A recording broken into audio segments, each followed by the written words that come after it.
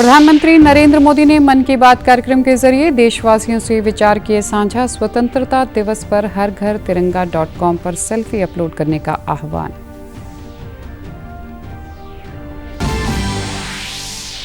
पंजाब के राज्यपाल और चंडीगढ़ के प्रशासक बनवारी लाल पुरोहित का इस्तीफा राष्ट्रपति द्रौपदी मुर्मू ने किया मंजूर। गुलाब चंद कटारिया होंगे पंजाब के नए राज्यपाल।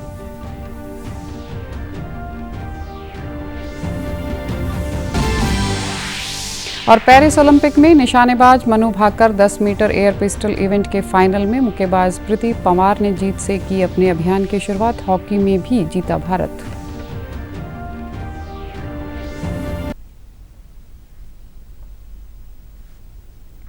नमस्कार, चंडीगढ़ से आपका स्वागत है। मैं हूं आरजू। अब समाचार विस्तार से।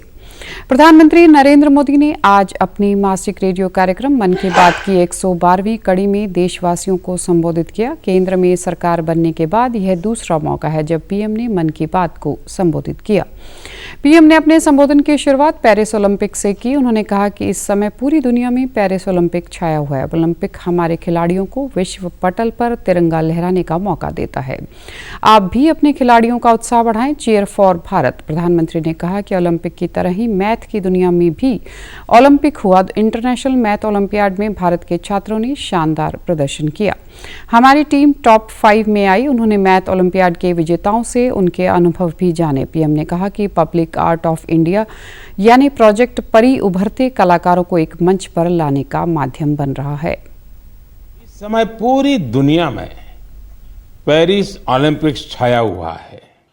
ओलंपिक्स हमारे खिलाड़ियों को विश्व पटल पर तिरंगा लहराने का मौका देता है।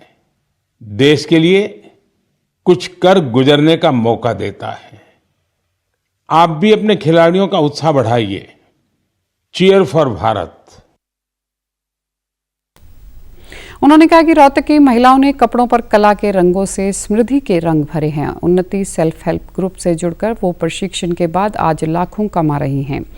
प्रधानमंत्री ने कहा कि कल दुनिया भर में टाइगर डे मनेगा। बाघों के संरक्षण में जन भागीदारी अहम है। इसी तरह लोगों ने एक पेड़ मां के नाम में बढ़ चढ़कर हिस्सा लिया। पीएम ने कहा कि 15 अगस्त पर हर बार हर घर तिरंगा अभियान के लिए सबका जोश हाई रहता है। इस साल भी लोग तिरंगे के साथ सेल्फी अपलोड करें। प्रधानमंत्री नरेंद्र मोदी की अध्यक्षता में कल नीति आयोग की 9वीं गवर्निंग काउंसिल की बैठक हुई। प्रधानमंत्री नरेंद्र मोदी ने 2047 तक भारत को विकसित बनाने का लक्ष्य रखा। वहीं प्रधानमंत्री ने प्रत्यक्ष विदेशी निवेश आकर्षित करने और सुधारों के जरिए आर्थिक सामाजिक बदलाव के लक्ष्य को तेजी से प्राप्त करने के लिए खासा जोर दिया। Bharat, which is a developed India by 2047, cannot be achieved just by wishful thinking. You must have tangible goals which have to be pursued. And he said that the chief ministers have a major role in this, and that's why it was being discussed here. It is because a lot of the action for Viksit Bharat is the collective action of states. So his basic request to all the states is, please develop vision plans for yourself.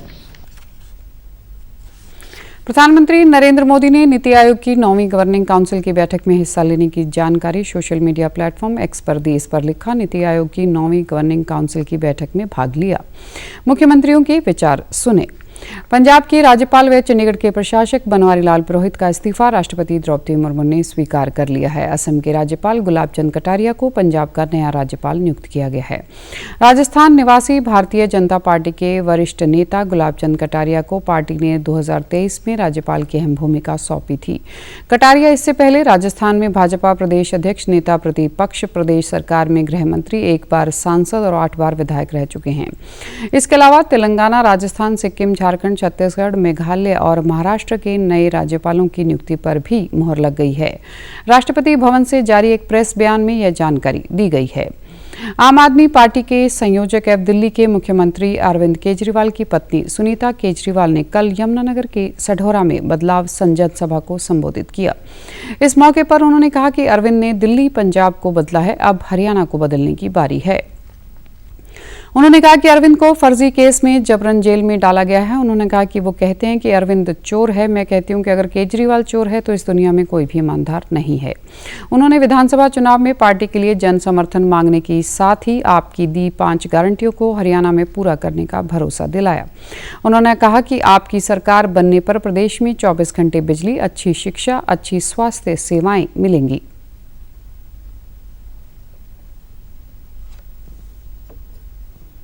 आपके बेटे ने, आपके लाल ने आपके लिए 5 guarantee दी हैं। दिल्ली को बदला है, पंजाब को बदला है। अब आप सबको अपने घर को उनको बदलने की जिम्मेवारी देनी है। सब मिलकर नया हरियाणा बनाएंगे। मोदी जी ने एक फर्जी केस में उनके ये सब काम रोकने के लिए उनको जबरन जेल में डाला हुआ है। वो कहते हैं केजरीवाल चोर है। मैं कहती हूं अगर केजरीवाल चोर है तो इस दुनिया में कोई ईमानदार नहीं है। इस मौके पर आम आदमी पार्टी के नेता डॉक्टर सुशील गुप्ता ने कहा कि अंबाला, यमुनानगर और कुरुक्षेत्र का काफी इलाका बाढ़ में डूब जाता है। सरकार ने इसके लिए कोई उपाय नहीं किया है। भाजपा मुख्यमंत्री परिषद 2 दिवसीय बैठक शनिवार से दिल्ली में भाजपा मुख्यालय में हो रही है। शनिवार को बैठक की अध्यक्षता प्रधानमंत्री नरेंद्र मोदी ने की। बैठक में गुड गवर्नेंस पर जोर दिया गया। बैठक में राज्यों के मुख्यमंत्रियों से कहा गया कि वे एक दूसरे की बेहतरीन योजनाओं को अपने राज्य में लागू करें। भाजपा द्वारा नियमित अंतराल पर आयोजित मुख्यमंत्री परिषद का उद्देश्य राज्य में मुख्य योजनाओं की समीक्षा करना, सर्वोत्तम शासन प्रथाओं का पालन करना और केंद्र सरकार कल्याणकारी पहलों का जिक्र करना। 2 दिवसीय मुख्यमंत्री परिषद की बैठक में 13 मुख्यमंत्री, 15 डिप्टी सीएम हिस्सा ले रहे हैं।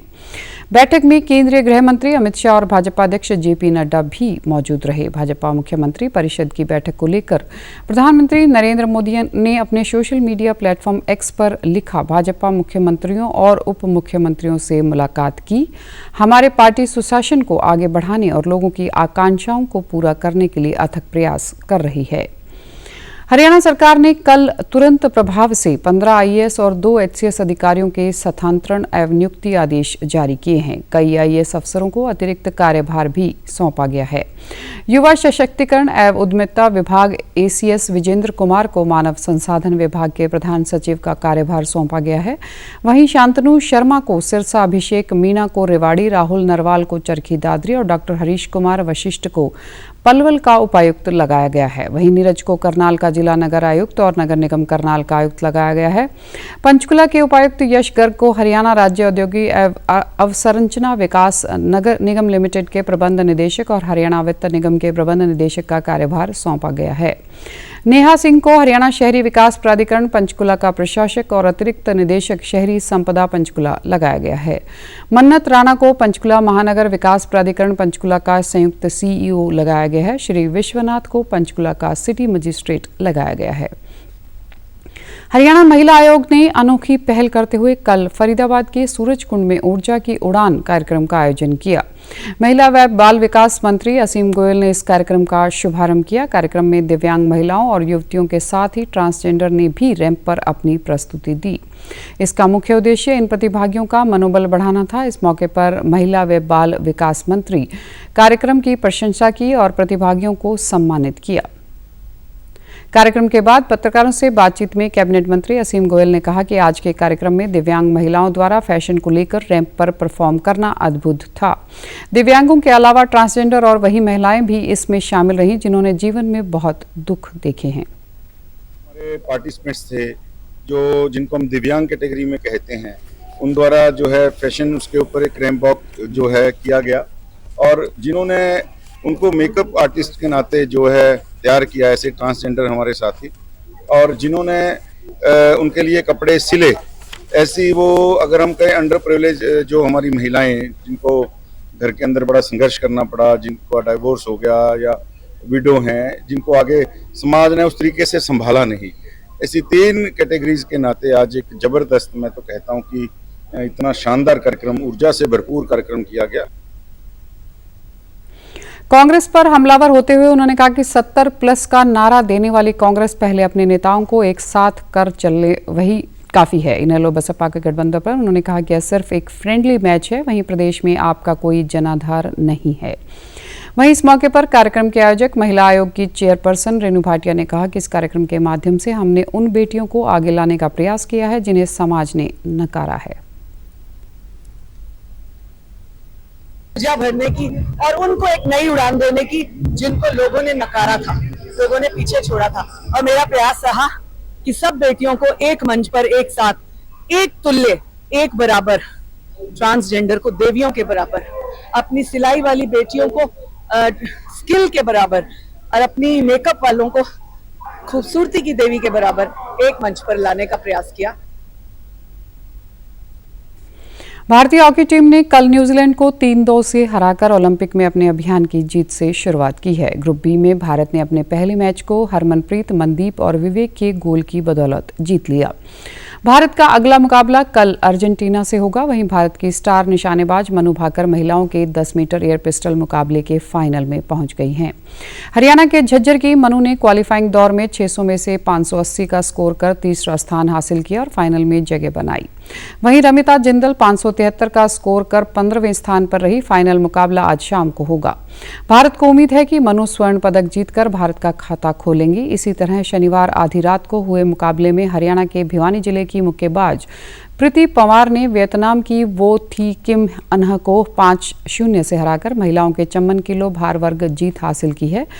मंगलवार को राउंड 16 के मुकाबले में प्रीति का सामना दूसरी वरीयता प्राप्त कोलंबिया की मार्सेला येनी से होगा। उधर भारतीय बैडमिंटन स्टार लक्ष्य सेन ने पेरिस ओलंपिक में अपने अभियान की शुरुआत शानदार जीत के साथ की है। पहले ग्रुप मुकाबले में ग्वाटेमाला के केविन फॉर्डन को 42 मिनट में 28-8, 22-20 से पराजित किया। पीजीआई चंडीगढ़ में कल से society of trauma anaesthesia and critical support की ओर से तत्काल ट्रॉमा लाइफ सपोर्ट पर 2 दिवसीय वर्कशॉप की शुरुआत की गई है। इस मौके पर पीजीआई के निदेशक प्रोफेसर विवेक लाल बतौर मुख्य अतिथि उपस्थित रहे। इस मौके पर पीजीआई निदेशक प्रोफेसर विवेक लाल ने बताया कि ट्रॉमा केयर में संयमित रहकर आत्मविश्वास के साथ नेतृत्व करने की क्षमता मरीज का जीवन बचा सकती है। इस मौके पर आईसीयू और इंचार्ज प्रोफेसर काजल जैन और डॉक्टर सुमन अरोड़ा ने हादसे के दौरान गंभीर घायल को अस्पताल तक पहुंचाने के दौरान बरती जाने वाली सावधानियों और तकनीकों के बारे में जानकारी दी।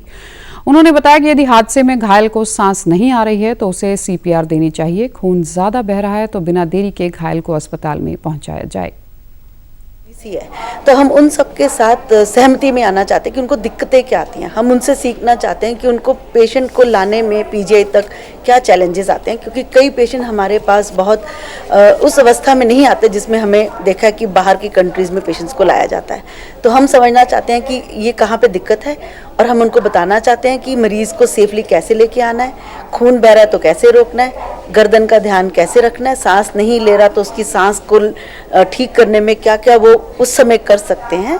इन छोटी छोटी चीज़ों से आप मरीज़ की जान भी बचा सकते हैं और उनको एक बहुत बड़ा धक्का यानी कि अपाहिज होने से भी बचा सकते हैं।